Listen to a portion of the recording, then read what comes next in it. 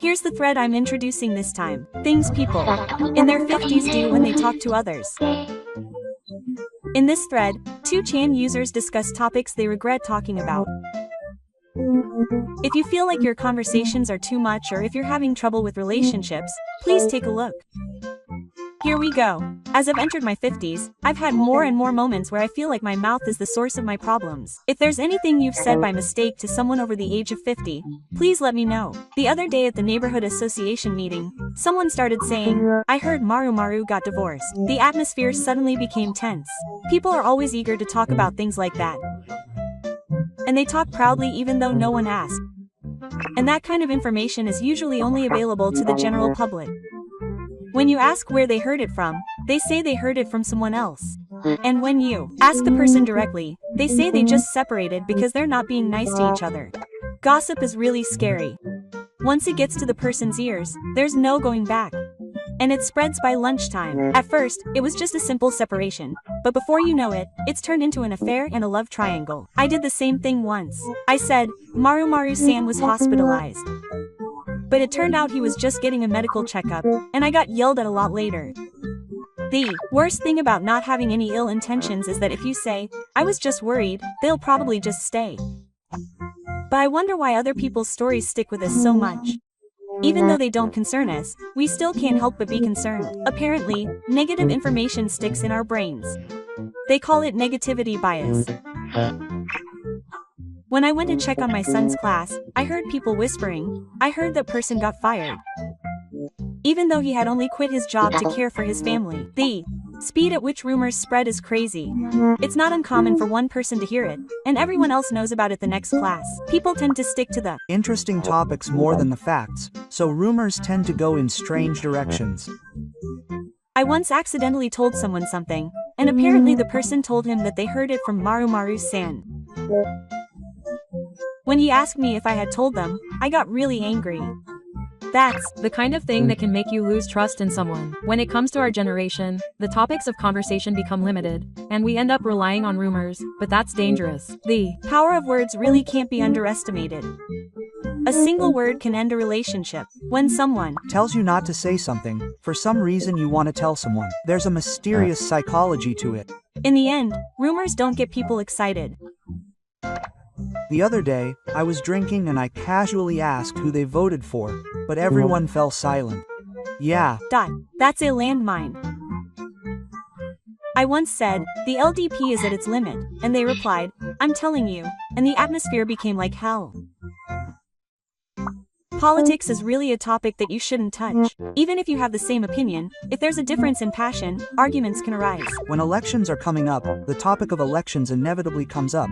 But if you say who you voted for, it'll cause arguments, so you just say, "Now that you mention it, I guess you're right," and let it slide. The other day, I was talking to a friend about my opinion on the tax system, and I blurted it out. I want to say what I think about the current government, but that's like opening the lid to hell. The other day, when a neighbor passed away, we were chatting about how much to charge for high-speed electricity, and when he said that we have a rule for the shoe sect, I froze. I've had that happen to me. At lunch at work, we were talking about travel, and I said, visiting temples would be nice, and he replied, "We're a big fan of the shoe sect," and I broke out in a strange sweat. The other day, when I told a junior colleague at work that I used to be a very active person, the room went silent. That just killed the mood. That's certainly true. When I told a young person about my martial arts story, he just said, "Wow, that's amazing," and just read it off in a monotone. Past glory is irrelevant to today's young people.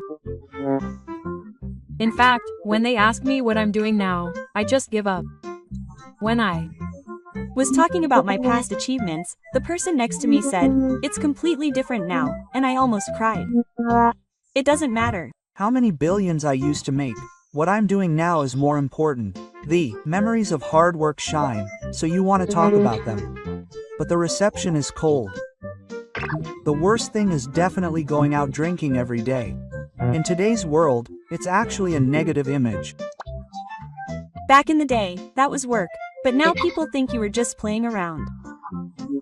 When I told that story to a young person, they said, That's so old-fashioned, and I thought, oh, I'll stop talking about it. When I told an old friend about my neighborhood association's maintenance project with great enthusiasm. He said, "Oh, so that's what you like." And that was the end of it. The other person probably didn't do anything wrong, but the feeling of being ignored is strangely unbearable. As you get older, the things you want to talk about tend to be about the past. There's also nothing to talk about now. This is especially true if you don't have any hobbies. When you live the same life every day, there's nothing new to talk about. That's why you escape by talking about the past, but it's miserable when that's taken as bragging. I used to play music, and when I told that to a college student, he asked me, "Are you a dreamer?" And it really hit home. Even if you intend to talk about your dreams and hard work, it may seem outdated to the listener. If you start talking when no one is listening, they will find it annoying. Another thing to be careful about is the amount of talk. Once you start talking, it's our bad habit to not be able to stop. Apparently, I told the same story 3 times. When my subordinate told me, "I've heard that story before," I was really depressed. If you're going to talk about the past, it might be natural to say something like, "Actually, I used to do this," when asked what you've been up to lately. If you're just friends, you can get excited when things get interesting. The only thing I can talk about is the story of winning a marathon 30 years ago. So if you cut back on old stories, you'll run out of things to talk about. On the other hand, it's interesting if you're that honest. Maybe it's better to take the stance of telling stories rather than telling them. That's the difficult part. When you start telling stories, you become the main character. But it's also true that you want that moment when you become the main character. I understand that feeling. But it's dangerous if you don't watch the other person's expression properly. It might be easier to just drink silently than talk at a drinking party. But if we were told not to talk about the past at a drinking party, I feel like 70% of the conversation would disappear. How much do we live in the past? I was drinking with an old classmate and told him that I got 20 million yen in retirement benefits, and the atmosphere around us suddenly changed. That's a landmine. It's better to pay for it than to be envied.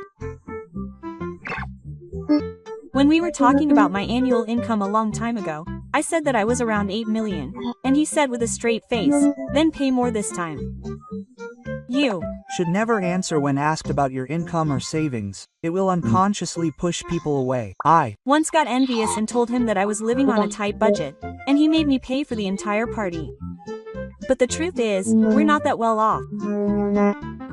Just because I got a slightly higher bonus, it's like a hellish comparison contest starts when we start talking about how much we need for retirement. In those kinds of conversations, everyone is anxious, but it turns into a competition of personal growth. Apparently, even when you try to be careful not to brag about money, people above you can tell.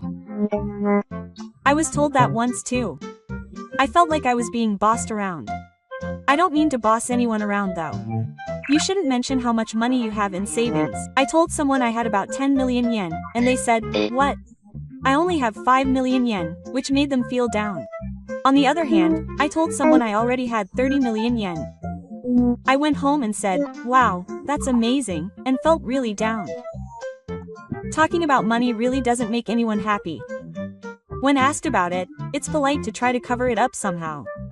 If you show more, you lose out, and if you show less, people will look down on you. My savings and annual income are average. That's how I get away with it. But what's average is so different for each person that they'll do it again. Money is an incredibly sensitive topic, after all. I got into DIY when I was an adult and built a shed. I showed them a picture and they said, "What? Why?" quote, and gave me a test answer. That's tough. No matter what you do, if you get made fun of, it's over. I also started taking pictures when I was older, but when someone told me I looked like I had a lot of free time, I thought, oh, I can't talk about hobbies with this person anymore. It's only at this age that people are attracted to me when I talk about my dreams. Once you turn 50, the atmosphere becomes one of face reality. When I tried to get a qualification at almost 60, someone laughed at me and said, "Isn't it too late?" I wonder why positive talk is taken negatively. Everyone is tired at this age, and they can't envy dreams and challenges they've given up on their own and can't stand it, so they can't calm down when they see others taking on challenges. Even when talking about hobbies, the atmosphere suddenly becomes unpleasant when money is involved. I was told that I was collecting camping equipment and that I was living on a pension, so I was living a luxurious life. I've been saving up little by little to buy things, and when I say things like, I want to make my dreams come true, people look at me like, are you still talking about that? Quote, There are times when spiritual messages come back to haunt everything I talk about, whether it's my past, my dreams, or the present. It's also tough when people tend to think that starting something now means I'm in a hurry.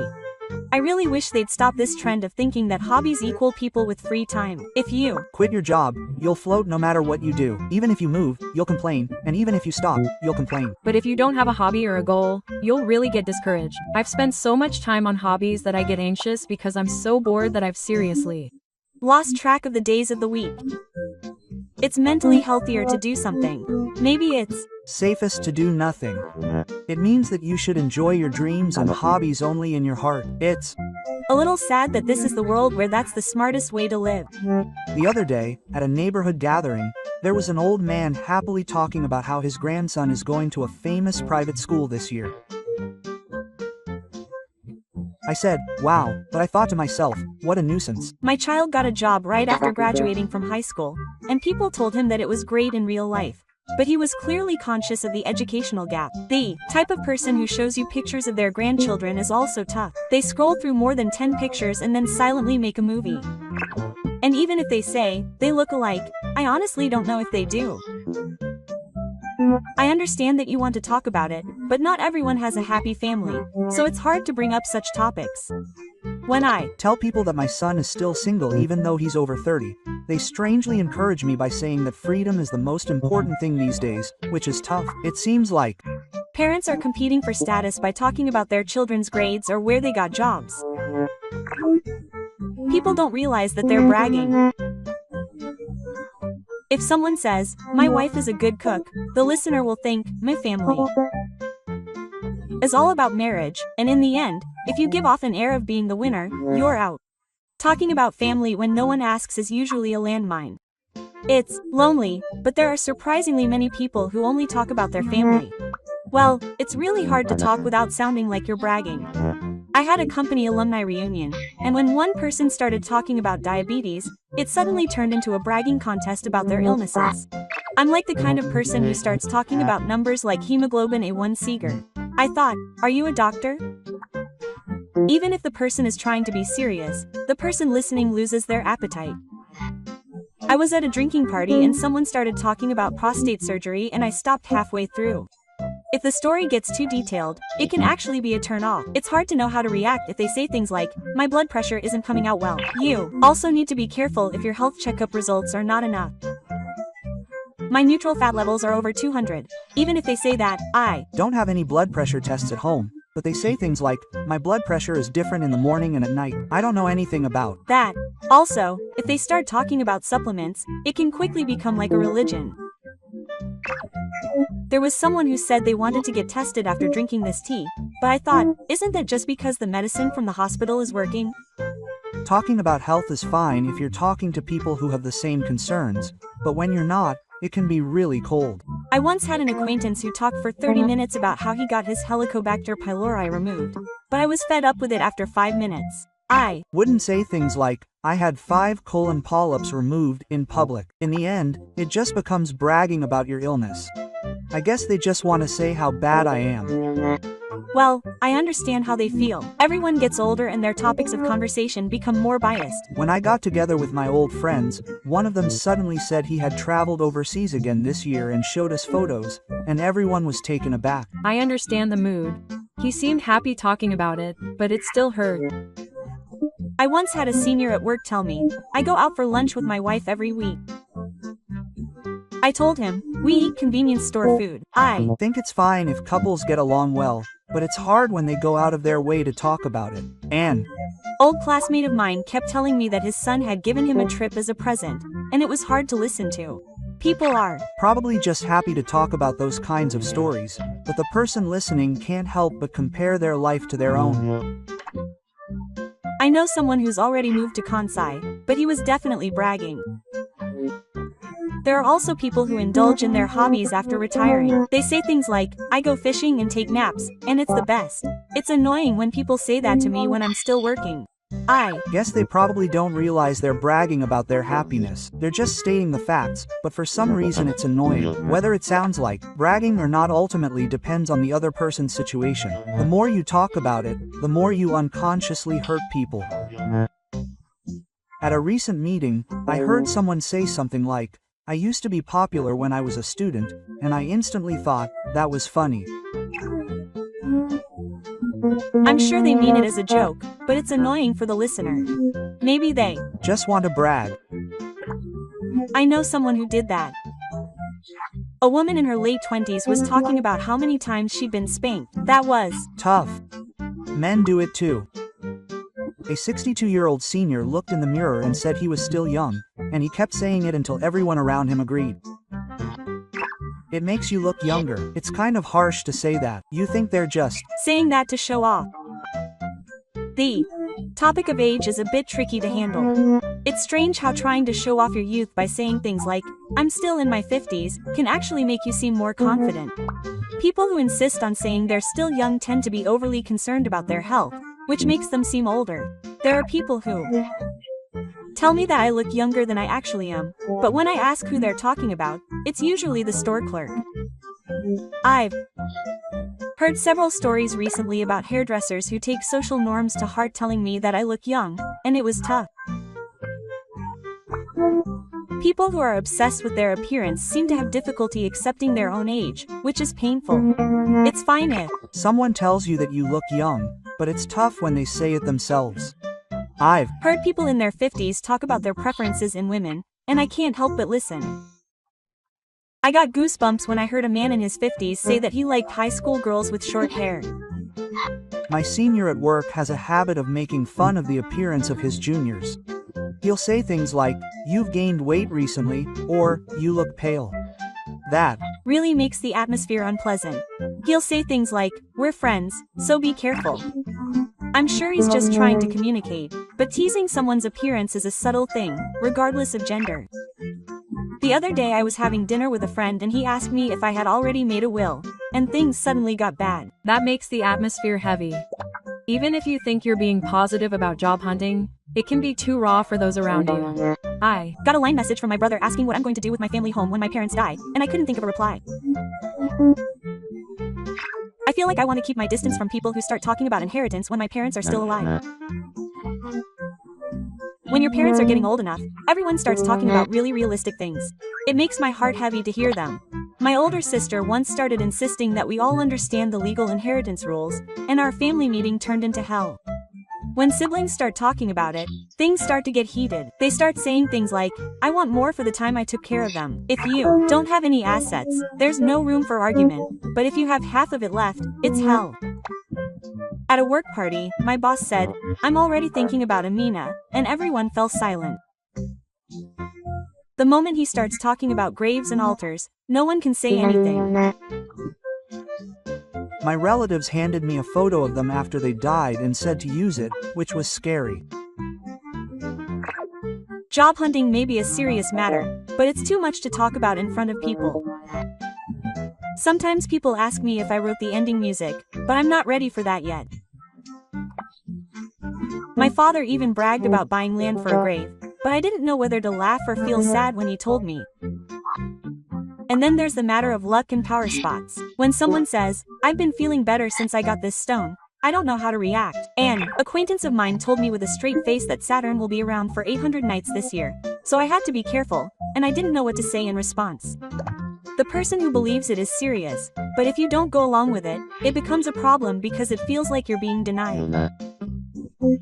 When my old boss suddenly started talking about how he has psychic powers and said there was a shadow behind him, I burst out laughing. At one point, I was obsessed with things like Maya's history and the color of her aura, but I wished he would stop talking about it when we were drinking. Well, religion, politics, and fortune-telling are all troublesome precisely because the person themselves thinks they're right. And if you point it out, it's like you're making fun of the people who believe in them. So either way, it's hell. That's how it is for me. So I just let it all go. Well, when you get stuck in a conversation, it's not what you talk about, but who you talk to and how you talk to them that's important. Our generations carry different burdens, so it's hard not to get everything across equally. When I was younger, I could talk more freely. It's kind of sad, but I guess that's what being an adult means. Now that I'm in my 50s, are there any things or ways of thinking that I should let go of? I think it's better to let go of your attachment to work. Losing it will only increase your responsibilities and stress. Becoming a department manager or something just increases your responsibilities and your salary, so it's not worth it. At my company, it was hard work for people with positions and it was common to be called in on holidays. I used to work hard to become a section manager, but to be honest, I'm fine with prioritizing my hobbies now. I feel the same way. I realized after turning 50 that free time is more valuable than a title. But I still don't see anyone trying to show off or dominate others at class reunions. People who say things like that are proof that they don't have the mental capacity to do so. In fact, people who enjoy their hobbies are more popular these days than those who are small. But people in their 50s still tend to want to feel useful. That's what makes it hard. You can't shake off this strange sense of obligation unless you're still working hard. I've only recently realized that showing off how busy you are is really pointless. There was a time when it was cool to say I only slept for 3 hours the night before. At my previous job, it was normal to work without any days off. I was constantly taught that being busy equals being capable, even into my 50s. I used to feel anxious if my calendar wasn't completely empty. I couldn't relax if my schedule was empty. There was definitely a time when I thought it was cool to have a packed schedule. I used to feel anxious if I didn't have plans for the next 3 months. I only recently realized that being busy isn't something to be proud of. In fact, having free time is more fulfilling. A day where I can read during the day, take a nap, drink coffee, and call it a day is the best. Nowadays, it's all about how efficiently I rest. Using time for yourself is a very luxurious way of life. When I was cramming my schedule full of things, I really didn't have any peace of mind. When I collapsed from overloading myself with work, I didn't care about anything.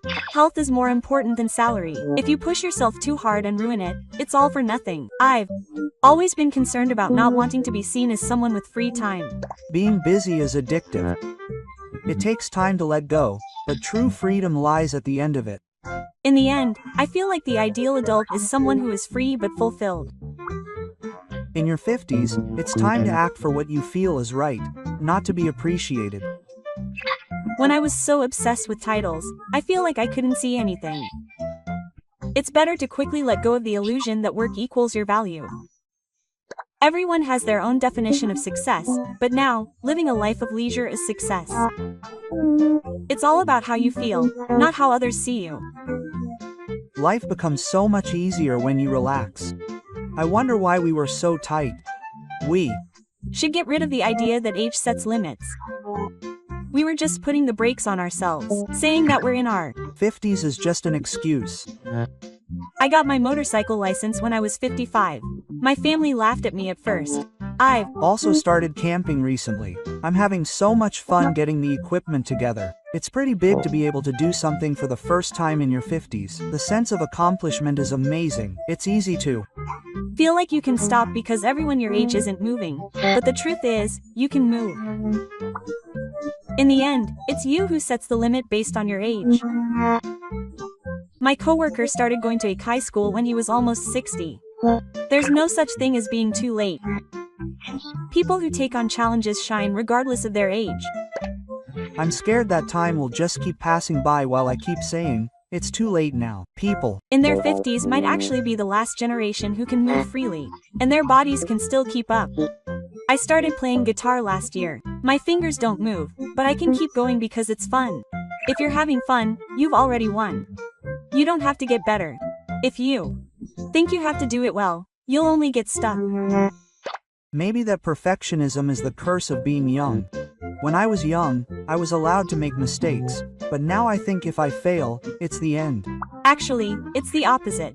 No one will attack me if I try now. What's more, I can progress at my own pace than when I was younger. The mountaineering club in my area is full of people in their 60s. I'm 61, and I was told I was the oldest winner. I envy that atmosphere. It's great that you can get into new things no matter how old you are. The moment you give up and think, I can't do it because I'm too old, you suddenly get inspired. Conversely, the day you learn something new, your mind feels refreshed. People in their 50s surprisingly have room to grow. I have an acquaintance who is 58 and wants to take up computer lessons. He started out as a computer instructor and now has a side job. If you can act that easily, age doesn't matter. Just try something, and if it doesn't work, just give up. Being in your 50s gives you the luxury of making those kinds of decisions. It's a waste to live a life bound by age. I'm aiming for a cooking class. Apparently there are classes just for men in their 50s. If you don't let your age get to you and take action, your world will suddenly expand. I think you should give up on a lifestyle bound by common sense. That means you're acting based on other people's values. It's like how much men have been taught to be quiet and work full-time jobs and to endure for the sake of their families. I wonder who decided that working for one company until retirement is the right thing to do. I was looked down upon when I changed jobs at 50, but my salary and mental health are better than before. Why do I have to choose that path just because it's normal? Things like too old and not having a MIT are all baseless. My brother got divorced when he was over 50, but he seems to be having a great time now. My relatives told me to calm down, but if I stay calm, they'll just keep pushing me. People who call that unreasonable usually have unhappy faces. Common sense is ultimately just other people's expectations. When you break free from that, the world looks different. There are too many people who ruin their own lives to keep up with social norms. An acquaintance of mine became an executive and started living in a mountain cabin. He was treated like a weirdo, but he's having a lot of fun. I feel like people who are truly having fun are all a little out of touch with common sense. I used to think that having a house was all that mattered, but now I live a relaxed life in a housing complex. I think people who break free from fixed ideas about how things should be in their 50s are strong. My company allows you to wear casual clothes to work, but for some reason everyone wears suits. I've been wearing tracksuits to work since this year. That's fine. If it makes you feel good, then that's the right thing to do. The idea that being married is normal and owning a home is proof of success are all illusions created by commercials and our parents' generation. No one will take responsibility for you if you live your life according to someone else's rightness. I remarried, but I was only concerned about what others thought at first. In the end, when you make a choice that you are satisfied with, you stop caring about what outsiders say. It's such a waste to sacrifice yourself by worrying too much about what the world thinks. There's no point in living by common sense if it's hard. The speed at which common sense becomes outdated is really fast. The normal of the Showa era no longer applies in the Reiwa era. You've changed. When someone says that to me, I secretly feel a little happy. That's proof that I'm being true to myself. I think you should graduate from the term social norm in your 50s. If I could say one thing to myself when I was trapped in common sense, it would be to run away quickly. That's right, I think it's best to let go of the past now. I had been dragging it around for a long time, but once I let it go, I felt much better. I also regretted the bad choices I made when I was young for years, but looking back, I realized that I learned a lot from that. I was dragging around the fact that I failed the university entrance exam on my first try until I was almost 50.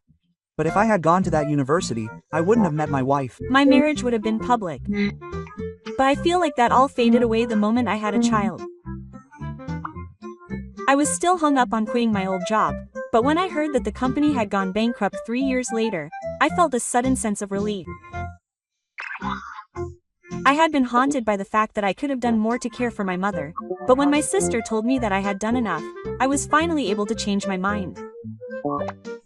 Regrets are often things that only you can forgive.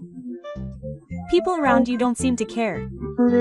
You can be easily influenced by a single word from someone else. I wrote my regrets down on paper and burned them. It sounds silly, but it made me feel better. You really do feel lighter after letting go. When you're open about something, you can't move forward. But if you take even one step forward, you'll realize that maybe things are better now than they were. I want to tell anyone who is currently carrying a burden. Your future lies outside of your own sphere. I think it's a good idea to get rid of the habit of comparing yourself to others. I used to compare myself to people around me, such as my annual income and position, but now I've realized that none of that means anything. At a reunion, I heard that a former classmate was going to be a company president, and I was depressed the whole time on the train ride home. I was feeling miserable all by myself, wondering why I was stuck in a rut compared to my classmate who had also become a department manager. But when I found out that my classmate was now suffering from depression and eating school lunches, things started to look different. I work for my older brother's company, and it was painful to have my parents compare me to them every time our family got together. But recently, I've decided that my brother is my brother and I am me, and I feel like my life has become brighter. When you compare yourself to others, you can't see where you're at. Social media is the worst. Every time I see someone else's happy post, I end up comparing myself to them even though I haven't done anything. It's all about showing off on social media. I think a life obsessed with the desire to be seen is the most boring. I stopped using Twitter and spend a lot less time feeling irritated. When I was young, I was always trying to win by beating others. But once you're over 50, you're free to not compare yourself to others. I don't even own a house, and it's a used one, but I'm happy and carefree. Depending on who you compare yourself to, it can be hell. I used to be in the same year as him, but now he's a celebrity and he's really popular, and I used to despair when I saw him. Now I only watch the news and I feel lighter. These days there's so much to compare ourselves to, so if you don't consciously decide not to compare yourself, you'll be in trouble. I used to get depressed whenever the topic of salary came up at work, but my family told me that it was enough if I just enjoyed my work, and that saved me. Those words really hit home. My family sees me for who I am. It's really bad to compare your children to other children. Children aren't tools, and it's our job to compare them and educate them. If those little comparisons pile up, it'll eventually lead to accidents. People aren't meant to be compared. We're all walking different paths. Someone once said to compare yourself to who you were yesterday. Maybe growing up in your 50s means being able to accept yourself now before you can accept others. I think it's a good idea to throw away things you don't use. When I was organizing my closet, I found a mountain of clothes that I hadn't worn in over 10 years. My house was full of clothes too. I ended up cutting down on my belongings all at once because I needed 3 sets of spirit clothes and a tie. I had 30 pairs of shoes. That's not enough. Bye. The way, my father used to say that if I was going to start job hunting, the first thing I should do was organize my clothes and books. I think I understand that now. He's right. I'm almost 60 now. I need to start thinking about job hunting soon. But to be honest, I don't know what I don't need. This is especially true with clothes, because if I think about it, I can throw them all away. That's what's annoying. I throw away clothes I haven't worn in a year without question. But if I leave things lying around that I don't use, my heart and space will gradually become more and more clogged. It doesn't make me feel mentally refreshed. They say that reducing the number of things you own is like clearing out the shelves of your life, and that might really be true. The other day, I looked at some old documents in the closet and thought, my past is all stuck in there. Don't talk like it's a scene from a movie. They say that if you try to organize things in your old age, you seriously won't be able to finish them. I guess I have my chance while I'm still healthy. My uncle also had a hard time with all this stuff after he passed away. His dresser was so full he couldn't move it out. It might be best to organize it yourself while you're still alive, before someone treats your precious things like trash.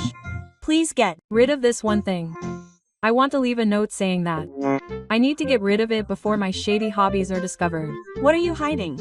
But this is no laughing matter. Even the contents of your computer are subject to job hunting. My father's PC has mysterious folders. I think it's better to get rid of excessive anxiety about the future. What's wrong? You're suddenly feeling anxious. Did something happen? I was so busy thinking about how to prepare for my old age and how to care for him that I couldn't enjoy a single day. I understand that. There was a time when I was trying to save money for the future and refrain from traveling or eating out.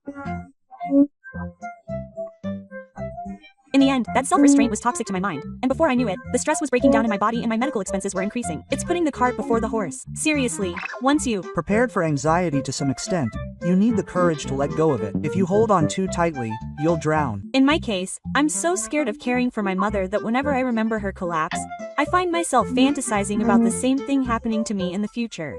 But in the end, you can't predict the future. You need to have the minimum knowledge of the necessary insurance and systems, and be prepared for things to happen as they will. My generation may be the worst at letting things go with the flow. I get anxious when things don't go according to plan. When it came to caring for my parents, there were moments when my anxiety was greatly relieved just by allowing myself the option to rely on others. I also used to think that putting my parents in a facility meant they were unlucky, but in reality, I felt reassured by professional care and was able to protect my own life. Anxiety is usually caused by a lack of information. It may be more realistic to eliminate the parts that can be eliminated through preparation and study, and accept the rest as they are. The sense of security in old-fashioned language is certainly important, but I've only recently come to realize that it's not something you should give up on your current satisfaction for. It's Important to look to the future, but you shouldn't get swallowed up by it. The key to anxiety is finding the right balance between preparation and letting go. It's said that living a life ruled by anxiety is far more frightening than anxiety itself. I sorted out a lot of my relationships in my 50s. It took courage to distance myself from people I'd known for a long time, but it ended up being a lot easier mentally. Yeah, I get it. It's a lot easier when you realize that you don't have to go to drinking parties where you have to be careful. When you reach your 50s, you realize that there are surprisingly many people who you don't enjoy talking to. There are relationships that continue just because of obligation or spontaneity. It was tough to always turn down invitations to gatherings at my old workplace, but I felt refreshed when I finally faded out. But on the other hand, aren't you afraid that if you let go too much, you'll end up lonely? It's hard to know how much to cut back on. That's the difficult part. I think it's important to consciously increase the amount of time you spend with the people who are truly important to you, rather than cutting everything. Family and pay. That's right, just the people you can be honest with are fine. Things like housework and dominance battles are tough. Maybe being in your 50s is a time of mental rejuvenation. Work is settling down and you have more time for yourself. But there are still some obligatory relationships at work. I feel like I just have to put up with it for a few more years until I reach middle age. But if you decide that you want to keep your relationships at work to a minimum, things will get a lot easier. Also, if you get invited out, you shouldn't turn them down. It's an obligation, right? You should let go of that too. It takes courage to turn them down at first. But once you try it once, you'll realize that nothing happened. In fact, you'll feel better when you don't get invited back. But with the people who are truly important to you, you'll still connect with them even after years. I've recently stopped just sending New Year's cards. What's the point of doing it out of a sense of obligation to send them back when they arrive? It's not just about decluttering, it's also about relationships. Once I let go of the anxiety of being disliked, I feel like my relationships became much simpler. After all, who you spend time with has a direct impact on your happiness in life. When you think about it that way, maybe your 50s are the time to seriously consider who you want to spend the rest of your life with. A small, elite group is fine. Having a wide variety of things and being shallow will only make you tired. Ultimately, your 50s aren't a time to acquire things, but to learn to let go. When I was young, I wanted everything, but at this age, it's actually harder to reduce things. Things like relationships and obsessions. There are too many things that are tiring just to have, like the part of me that clung to my past titles and the relationships I forced myself to have. But when you let go of them one by one, you often wonder why you were so attached to them. In fact, you realize that the things that remain after letting go are the things you really need. I feel like the more I let go, the lighter I become, the less unnecessary stress I have, and the lighter my heart is. The same goes for money. I used to only think about increasing it, but sometimes it's more effective to cut unnecessary expenses and fixed costs. Company pride, appearances, relationships, insurance, subscriptions, there are so many things that it's too late to reconsider when you're older. In order to focus on what's truly important, you have to let go of something. In summary, if you've been adding things in your 50s and you start organizing your life by subtracting things, things you see will change. That's right.